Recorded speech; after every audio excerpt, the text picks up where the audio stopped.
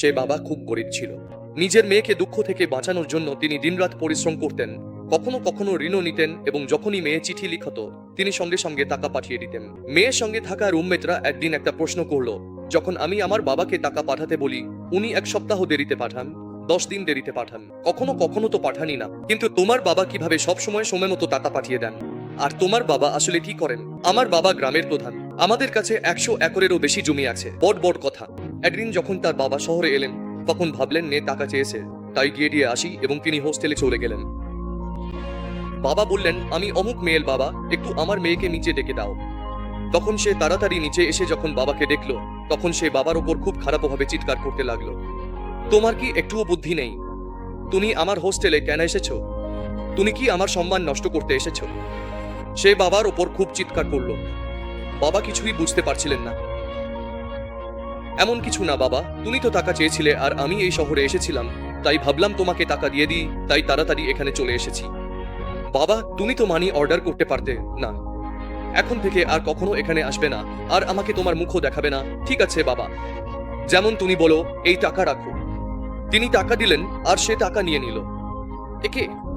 এ আমাদের বাড়ির চাকর। আমার বাবা একে আমাকে টাকা দিতে পাঠিয়েছেন, তাই আমি রাগ করছি যে এ এখানে কেন এসেছে বলে সে উপরে চলে গেল।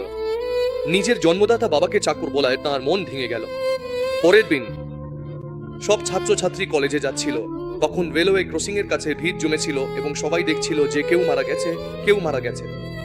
যখন ওরাও সেই পথ দিয়ে যাচ্ছিল তখন সেই রুমমেট বলল, আরে এ তো সেই চাকর, তোমার চাকরের মতোই লাগছে, যাকে আমরা গতকাল রাতে দেখেছিলাম। একদম তেমনই কাছে গিয়ে দেখা গেল সে ছিল নিজের জন্মদাতা বাবা, যিনি দিনরাত পরিশ্রম করেছিলেন যাতে তার মেয়ের ভবিষ্যৎ উজ্জ্বল হয়। আমি আমার পুরো জীবন উৎসর্গ করেছি শুধু ওকে পড়ানোর জন্য, আর শেষ পর্যন্ত তবু সে আমাকে বাবা পর্যন্ত মনে করলো না, আমাকে পাপাও ডাকল না, আর সবার সামনে আমাকে একজন চাকর বানিয়ে দিল। এখন আমি কেন বাঁচব? এই কথা ভেবে তিনি ট্রেনের সামনে ঝাঁপ দিয়ে নিজের জীবন শেষ করে দিলেন। একজন বাবার ভালোবাসার বদলে সেই নিষ্ঠুর মেয়েটি শেষ পর্যন্ত কি দিল?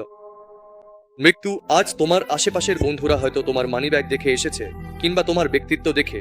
তারা তোমার পদ, তোমার সম্মান বা তোমার সম্পত্তি দেখে আসতে পারে, কিন্তু যদি তোমার কাছে টাকা, ব্যক্তিত্ব, সম্পত্তি বা কোনো পদ নাও থাকে, তবুও এই পৃথিবীতে তোমাকে ভালোবাসার মানুষ শুধু তোমার বাবা মাই। শুধু বাবা মাই তোমাকে সত্যিকারের ভালোবাসে এবং শেষ নিঃশ্বাস পর্যন্ত তোমার পাশে থাকে।